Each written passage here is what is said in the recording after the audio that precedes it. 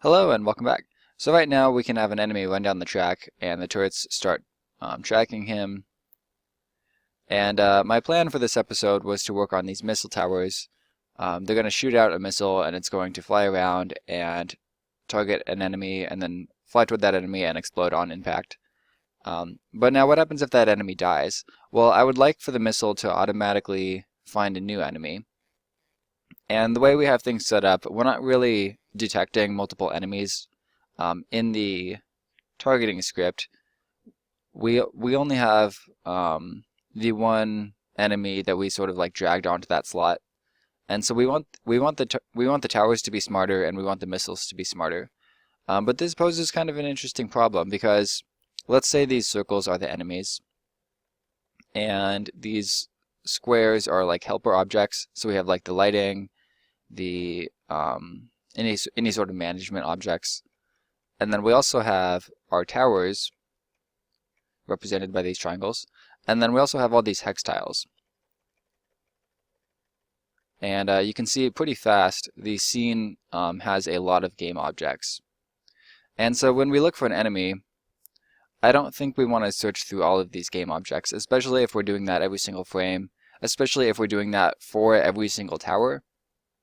If 25 towers try to search through 100 game objects once per frame, that's just an insane amount of computation, which we don't want to do.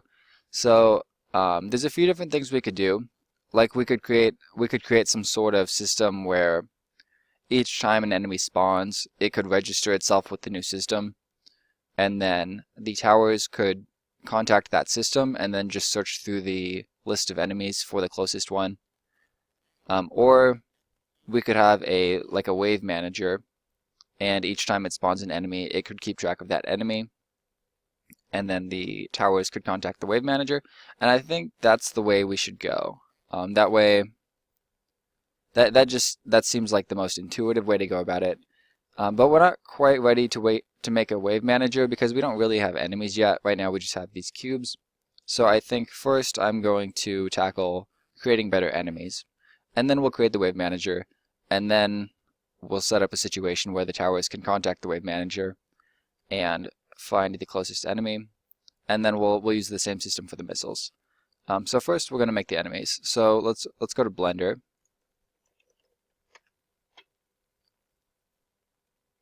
and I'm just going to hit A and delete everything, and then Shift A, create a cube, tab into edit mode.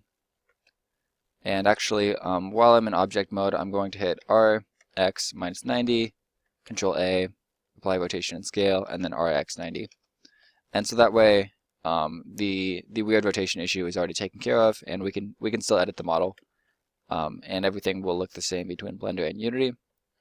I'm just going to save this, and got to make sure I'm in the right project. Documents, GitHub, Season 2. Alright, and I'll just call this Spider.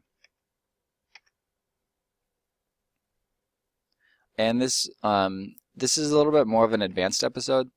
So if you get hung up here, you don't have to rig this spider the way I do. You could just create some sort of simple like tank or something. But I think you guys will enjoy this. So I hit G. Oh, and while I'm at it, I'll turn on the screencast keys option. Add-ons, screen, enable.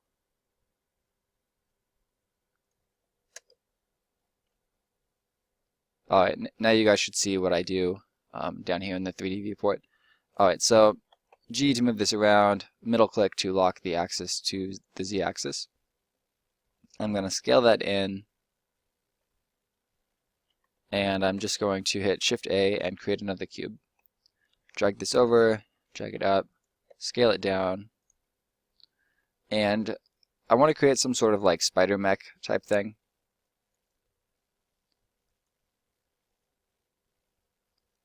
And so I'm just going to select these vertices, E to extrude, S to scale in, E to extrude.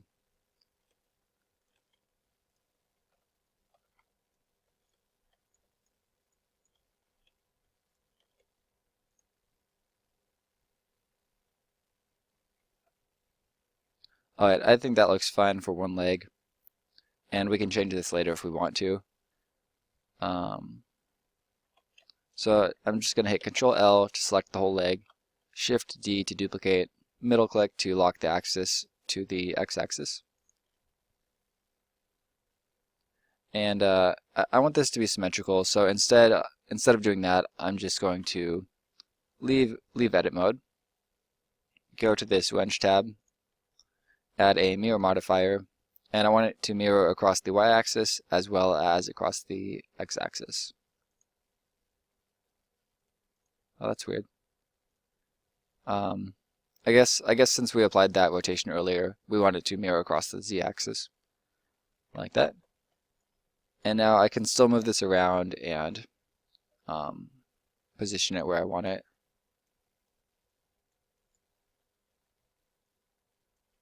That looks fine. Now I'm going to leave edit mode and apply the mirror modifier. And I'm going to hit Shift A to add a cube. And actually, why don't I leave the mirror modifier on for now. Shift A to add a cube, scale it in.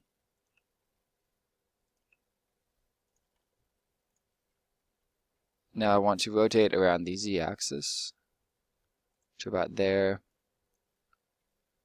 And now I'm going to scale on the z-axis.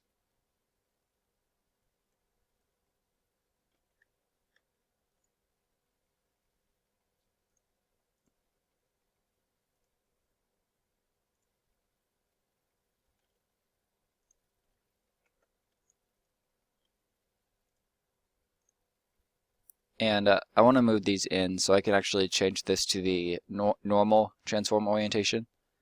And that'll let us go exactly inward. Like that. And now I'm going to take this face and pull it in like that. Alright, so this is the basic chassis of the Spider Mech. Now I'm going to go back into edit mode. Actually, object mode, apply the mirror, edit mode, scale everything in, and I want it to fit within 2 squares. So that'll be 1 unit wide in Unity. Now I'll save this. And let's see what this looks like in the scene. It's still about the same size as our box. I think we should scale it down a little bit. And I'm just going to delete it from the scene. So scale that down in edit mode. If I hit 1 and 5 on the number key, that'll take me into front orthographic view. And now I can exactly line it up with the ground. Save. Oh, and it looks like the mirror modifier duplicated the center box. So I'm just going to hit Control L and delete one of those copies. And I'm just going to hit A to select everything, W, and then remove doubles. There, now we only have 1 copy of everything. I'm not sure why that happened. I think the mirror modifier was the cause. Alright, so we've got this basic spider, and we want it to be animated. So for that, we need to rig the model. So I'm going to go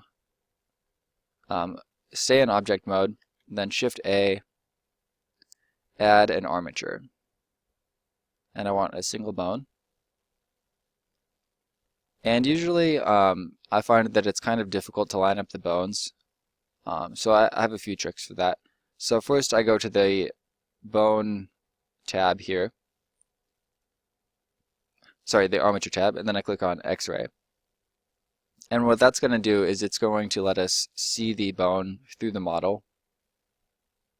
And then the next thing I'm going to do is hit N to hide this menu, and then drag out a new window, T to remove the tools panel, and I'm going to hit 1 and 3. So now I've got front and side views. Because sometimes when you see the bone through the model, you can't exactly tell where it is. So having these extra views helps. And now I'm going to go into edit mode, and I can just drag this around.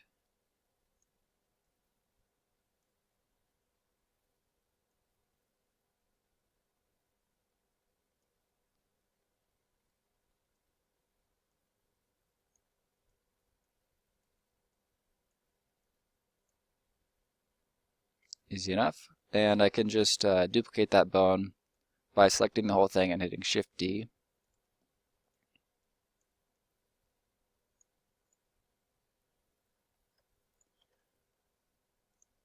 And once I get these lined up, it should be pretty easy to create the rest of the bones.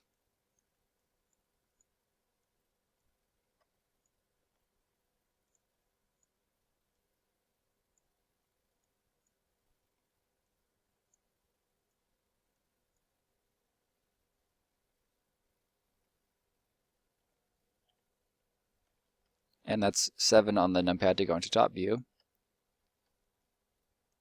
Alright, I think that looks fine for the horizontal bones. And now I'm just going to select each of these nubs and hit E to extrude and middle click the mouse wheel and drag these straight down. Alright, so now we've got the basic bone structure in place. And I'm going to right click to select the entire bone structure and shift right click the body. And I think it's Shift P or Control, no, that's not. Actually, I think I need to select the mesh first and then the bone rig. So that's right click the mesh, shift right click the rig, Control P, and now we're going to parent the mesh to the armature with automatic weights.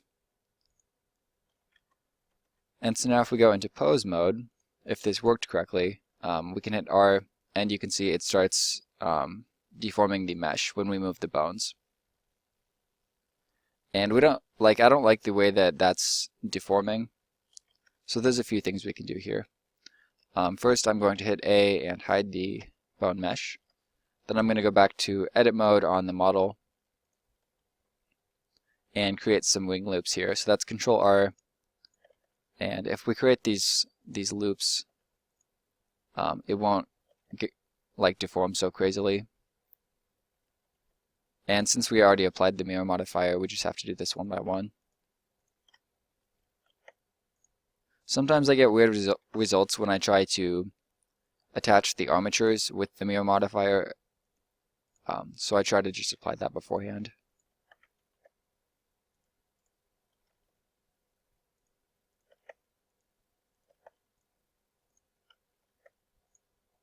Alright, so now once again I'm going to attach the bone to the body. So I'm going to hit Alt-H to unhide the bones. They're still hidden for some reason. So if I expand this tab and then click on Armature, now I should be able to hit Alt-H. And they're still hidden for some reason. Oh, there it is. Alt-H, Object Mode, Alt-H, Pose Mode, Alt-H, there it is. I don't know why that stayed hidden. Sometimes you just have to play around with it. Okay, so now that they're back, once again I'm going to right click the mesh, right click the bones, Control P with automatic weights. And now from pose mode, if I hit R to rotate, we still get some weird stretching, but it's as long as we keep it within a certain range, I think it'll be fine. So I'm going to go back into object mode. I don't need these windows anymore, so I'm going to click on this little triangle piece here, drag that up, and then drag this across. Now we just have one window. I'm going to save and scope this out in Unity one more time.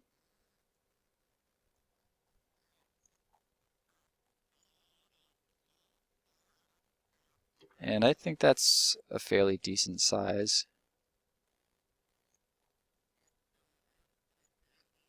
I kind of wish it was taller.